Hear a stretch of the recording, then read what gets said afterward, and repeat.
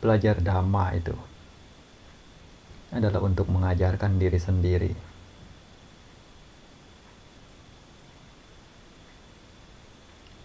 Semakin dalam juga akan semakin memperoleh manfaat yang besar.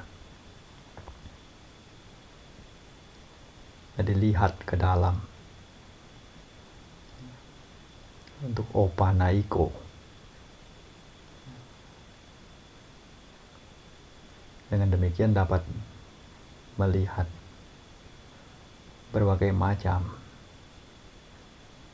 kekurangan serta apa-apa saja yang perlu untuk diperbaiki di dalam diri sendiri. Orang bijak, beliau lebih banyak lihat ke dalam dibandingkan lihat keluar. Seperti apa kondisi di luar, keadaan, maupun persoalan-persoalan yang mungkin bermunculan. Sejatinya semua itu sama sekali tidak ada gunanya untuk kemajuan batin dari seorang praktisi Dhamma. Kalau batin ingin maju, maka lihat ke dalam sendiri-sendiri. Kalau batin ingin berkembang, juga harus berkembangnya di sana. Bukan karena lantas melihat orang-orang tertimpa malapetaka, memperoleh kemerosotan, memperoleh berbagai macam persoalan, lalu membandingkan dengan diri kita yang seakan jauh dari sentuhan akan persoalan-persoalan yang mungkin saja menimpa, lantas menyatakan bahwa dalam keadaan batin yang lebih maju berdasarkan Dhamma misalnya. Tentu bukan demikian tolak ukurnya. Karena bukan seperti itu cara membandingkan batin seseorang atau kualitas Dhamma. Sejatinya semakin orang tersebut lebih arif, lebih mawas diri, nah di sanalah letak semakin lebih maju, baik dibandingkan dengan orang yang lebih maju maupun orang yang tidak begitu memiliki kemajuan. Tetaplah, jikalau batin dari seseorang mampu untuk berkembang, maka itu merupakan satu keuntungan. Karena sesungguhnya membandingkan diri sendiri dengan diri sendiri yang sebelumnya itu jauh lebih berguna dibandingkan membandingkan diri sendiri dengan orang lain. Orang lain akan seperti apa, akan mencapai apa, sesungguhnya sama sekali tidak ada kaitannya dengan diri sendiri. Maka inilah yang utama bagi seorang praktisi Dhamma, yaitu lihat pada diri sendiri, selalu merenungkan bahwa kehidupan ini penuh dengan ketidakpastian, tidak kekal, merupakan bentuk penderitaan secara keseluruhan, serta bukan aku, bukan diriku, ataupun bukan milikku, karena tidak ada satu hal pun di dunia ini yang dapat kita miliki. Jadi serakah seperti apapun, tamak seperti apapun, apalah gunanya? Toh pada akhirnya tak ada satupun yang dapat dibawa. Kalau memang demikian, Mungkin orang-orang terdahulu sudah ada yang membawa apa yang diraihnya dalam hidup. Namun kita sendiri tentunya dapat melihat dan menyaksikan tak ada satupun orang-orang terdahulu, bahkan para penguasa terdahulu, yang membawa apa yang dicapainya di dunia ini. Keseluruhannya juga ditinggalkan semuanya. Jadi mengingat akan inilah dhamma yang diajarkan oleh Sang Buddha. Sedikit banyak membuat batin itu terasa lebih lega, jauh dari berbagai macam ambisi untuk memperoleh ini, untuk memperoleh itu, untuk bersaing menjadi ini, menjadi itu, dan lain sebagainya. Dimana keseluruhannya adalah umpan-umpan dari dunia agar semakin melekat pada kekotoran batin, pada kilesa. Semakin lama menderita, semakin lama terus-menerus terperosok di dalam lumpur ketidaktahuan. Kalau seorang yang cermat tentunya berusaha untuk keluar dari kotoran itu,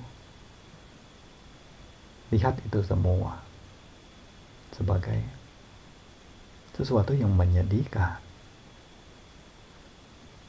yang mana memperolehnya sekalipun akan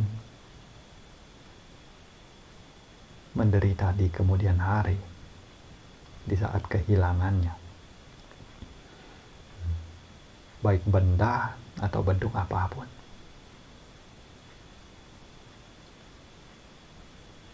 Kalau boleh dibilang, mengapa Pangeran Siddhartha sampai harus meninggalkan istana, meninggalkan kerajaan, meninggalkan tahta yang sudah di depan mata pasti akan menjadi miliknya, lalu pergi untuk tinggal di dalam hutan, mencari jalan sehingga mampu untuk menemukan cara untuk mengakhiri penderitaan itu. Jika dibayangkan apa yang beliau peroleh dari itu semua, kalau secara pandangan sisi luar, tentunya mungkin akan beranggapan bahwa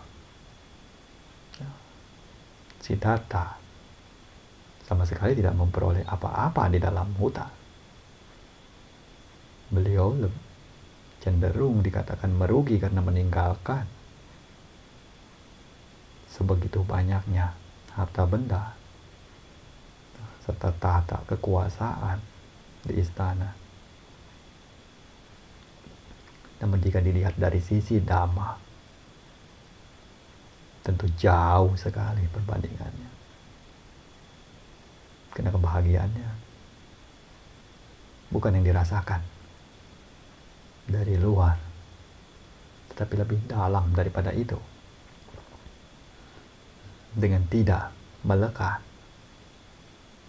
maka tidak ada yang perlu untuk diratapi. Dengan memiliki pemikiran yang mana tidak memiliki apa-apa, maka juga tidak ada yang akan hilang, yang akan dirasakan sebagai bentuk kehilangan. Kenapa yang mau hilang sementara tidak ada apa-apa yang dimiliki? Dari sana saja itu secercah kebahagiaan tentunya sudah dapat dibayangkan bagaimana bahagianya seorang muni yang damai, yang memang benar-benar hidup dengan penuh kewaspadaan, dengan tujuan serta cita-cita dan tekad yang murni untuk sampai pada akhir dari penderitaan. Tidak akan ada persoalan apapun yang akan dirasakannya. Namun berbeda halnya dengan banyak polemik yang tentunya ada di dunia saat ini. Namun biar bagaimanapun itu, hendaknya seorang yang memang memiliki tekad murni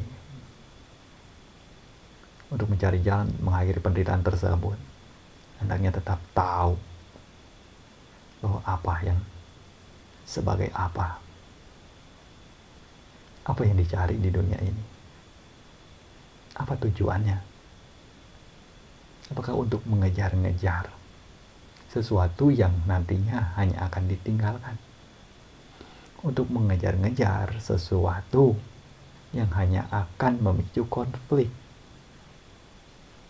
hanya untuk memperebutkan apa yang pada akhirnya juga tidak dapat dimiliki selamanya. Makanya mengingat dari hal ini, ya, teringat dengan nasihat bijak dari Luang Por In Thawai, di mana beliau katakan, seperti halnya peribahasa orang di zaman dahulu,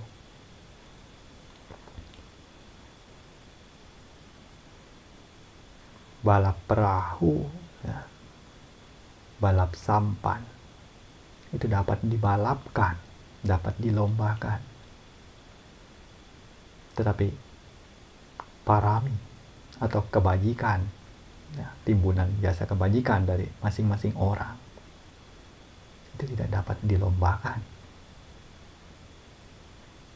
Siapa yang memilikinya banyak, siapa yang memilikinya sedikit, masing-masing sudah memiliki jalan untuk memperoleh hasil dari tabungan karmanya tersebut.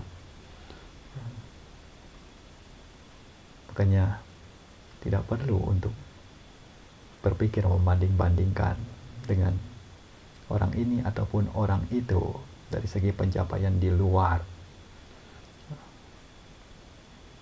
khususnya apalagi untuk orang-orang yang memang sudah sepenuhnya bertekad untuk mencari jalan untuk menuju ke nibbana, menuju pada kebahagiaan tertinggi. Mana hal-hal semacam itu yang merupakan bentuk-bentuk yang masih terkontaminasi dengan keduniaan di sini, rasanya hanyalah sebagai barang yang tidak ada gunanya, barang rongsok. Tapi kalau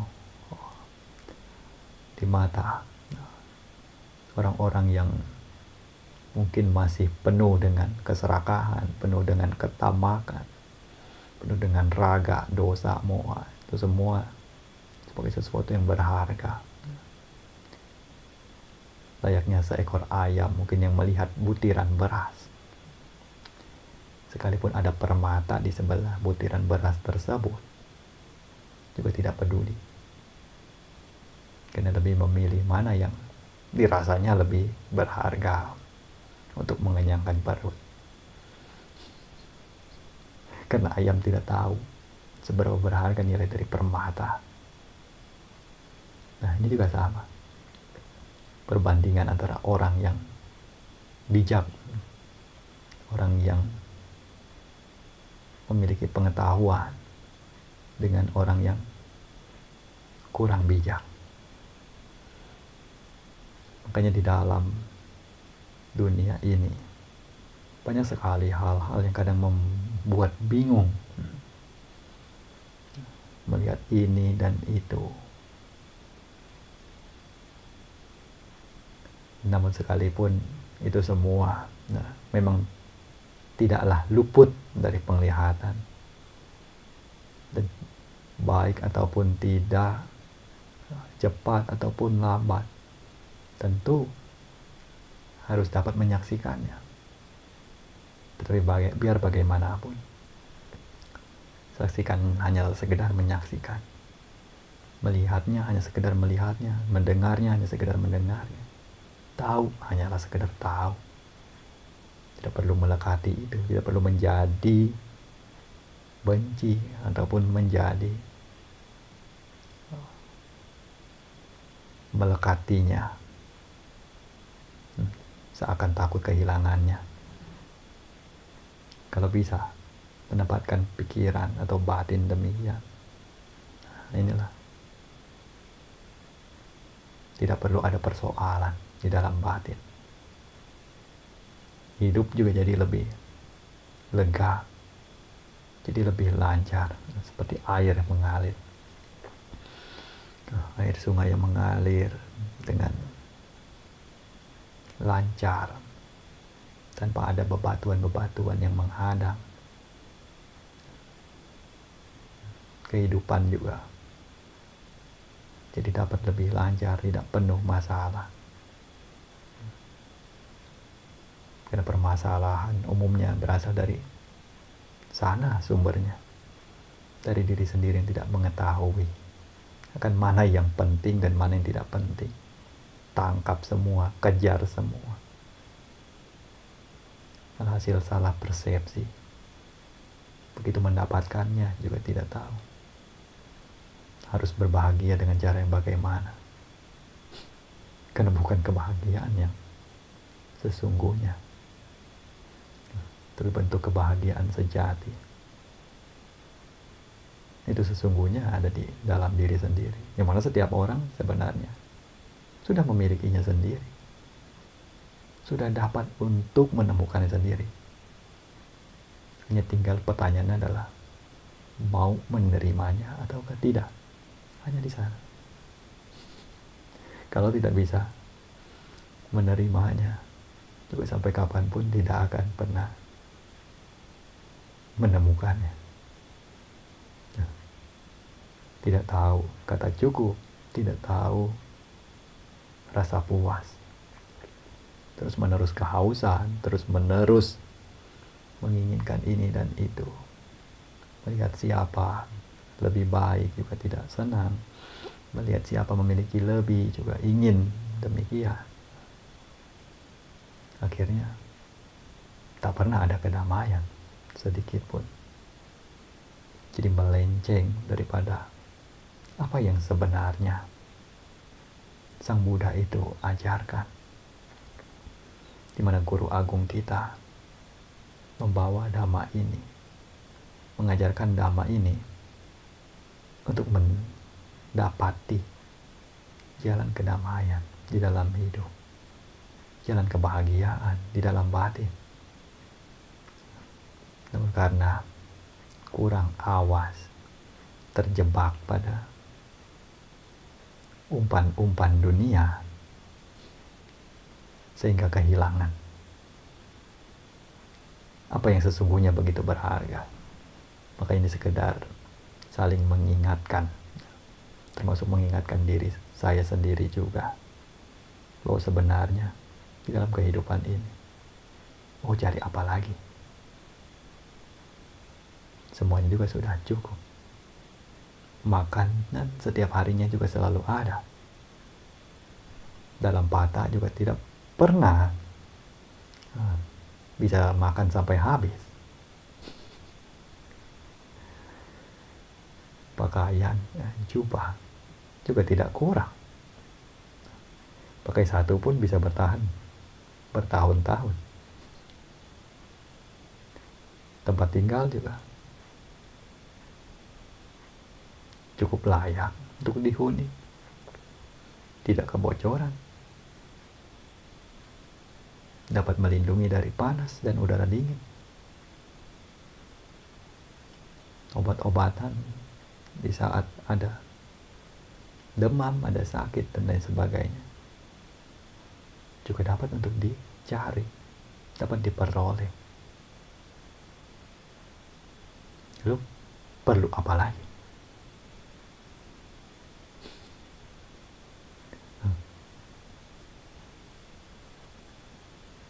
Hanya tinggal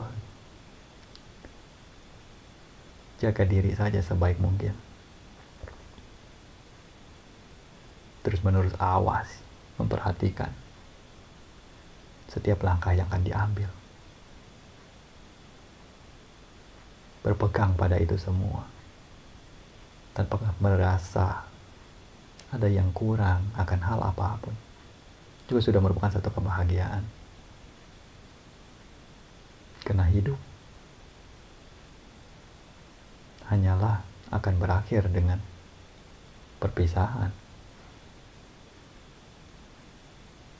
Lalu untuk apa melekati segala macam hal yang ditemui di dunia ini? Bahkan sebelum menemukan itu semua, juga sudah bisa hidup. Lalu mengapa sampai harus memperjuangkan itu mati-matian, seakan tidak bisa melanjutkan hidup jika tidak memperolehnya? Kadang hal-hal semacam ini yang mana menjadi begitu rumit karena ketidaktahuan. Benar-benar memang sulit untuk diatasi. Tapi kalau bisa perlahan-lahan memahami kebenaran, perlahan-lahan mulai bijak, mulai tahu mana yang sesungguhnya lebih bernilai dan mana yang sesungguhnya tidak begitu bernilai, maka semakin dapat untuk melepaskan itu semua. Semakin tenang, semakin damai. Setiap langkah yang diambil juga penuh dengan kebahagiaan. Tidak ada noda. Jadi dalam hal apapun juga berani. Layaknya seekor raja singa yang begitu gagah. Karena memiliki dasar yang kuat di dalam dirinya. Tidak seperti seorang yang memiliki kesalahan, sekalipun tidak ada orang yang mengetahuinya, namun juga hidup layaknya seorang yang terkurung, seakan sembunyi-sembunyi, dan sampai pada titik di mana mungkin semua itu terbuka, juga akan hancur semuanya, seluruh reputasi dan sebagainya. Karena penting di sini menjaga diri sebaik mungkin untuk melakukan apapun, tindakan apapun, mengambil keputusan apapun, jangan sampai menjadi celah yang dapat membunuh diri sendiri. Kalau Sang Buddha punya ungkapan, itu layaknya tangan yang terluka. Kalau telapak tangan kita ini terluka, maka rentan sekali untuk celaka jika bersentuhan dengan benda-benda yang mungkin terkandung racun di dalamnya. Tetapi jikalau tangan kita tidak ada luka, dimasukkan ke dalam cairan beracun sekalipun, maka tidak akan ada efek apapun. Nah, itulah pentingnya berpegang pada kebenaran, punya kebenaran di dalam diri, terus-menerus merenungkan apa yang sebenarnya ingin dicari di dalam hidup ini, apa yang sebenarnya ingin diraih di dalam hidup ini, apa yang sebenarnya merupakan kebahagiaan tertinggi yang dikatakan oleh para guru bijaksana, yang dikatakan oleh Sang Guru Agung. Nah, itulah yang sebagai seorang siswa Sakya hendaknya renungkan, hendaknya perlombakan, cari jalan itu, berusaha untuk secepat mungkin meraihnya, bukan memperlombakan keuntungan-keuntungan materi, pencapaian prestasi dalam bentuk gelar, nama besar, dan lain sebagainya. Tetapi bagaimana caranya? Semakin mendekati jalan kebahagiaan yang tertinggi itu. Karena tidak ada tentunya yang dapat menandingi rasa dari Dhamma itu. Setiap rasa di dunia yang ada, tak akan ada satupun yang dapat menandingi rasa dari Dhamma. Segala macam bentuk kesenangan, kebahagiaan yang ada di dunia, tidak ada satupun yang dapat menandingi kebahagiaan di dalam Dhamma. Kebahagiaan dari yang dikatakan oleh Sang Guru Agung sebagai kebahagiaan tertinggi, Nibbana. Walaupun belum mencapainya, walaupun belum dapat merealisasinya, walaupun mungkin masih belum dapat mendekati titik tersebut, tetapi dengan membayangkannya saja, dengan memikirkannya, menganalisanya akan sifat-sifat yang kiranya mendekati jalan itu, yang mendekati kondisi demikian, itu sudah merupakan satu bentuk kebahagiaan yang kiranya begitu teramat besar. Bagaimana tidak? Layaknya seorang yang benar-benar bebas, tidak perlu lagi khawatir dan takut pada apapun. Seperti yang dikatakan sebelumnya, layaknya seorang yang tidak merasa memiliki apa-apa, juga tidak perlu khawatir ataupun takut kehilangan apapun. Nah, dari sini saja bisa dibayangkan betapa bahagianya kebahagiaan di dalam Dhamma itu. Bukan karena memiliki sesuatu, melainkan justru karena merasa tidak memiliki apapun. Jadi untuk hari ini mungkin kiranya apa yang disampaikan ini dapat sedikit memberikan inspirasi kepada Buddha Mamaka untuk setidaknya menyadari bahwa sebenarnya kehidupan di dunia ini itu seperti apa, dan apa yang menjadi tujuan yang sebaiknya dikejar di dalam kehidupan yang boleh dibilang singkat ini, sehingga semakin lebih mawas diri lagi, lebih awas lagi, terus menerus menjaga diri sendiri agar berjalan sesuai dengan sila, samadhi, dan panya untuk sampai dapat menuju ke pantai seberang. Begitu sampai di sana juga akan mendapatkan kebahagiaan yang tertinggi serta bebas daripada segala macam kekhawatiran atau pertanyaan, karena sudah dapat kepastian. Baik, teruslah bersemangat, terus menerus mengajarkan diri sendiri untuk menjadi orang yang baik, menjadi orang yang berguna, untuk benar-benar sungguh-sungguh berjalan di jalan kebenaran.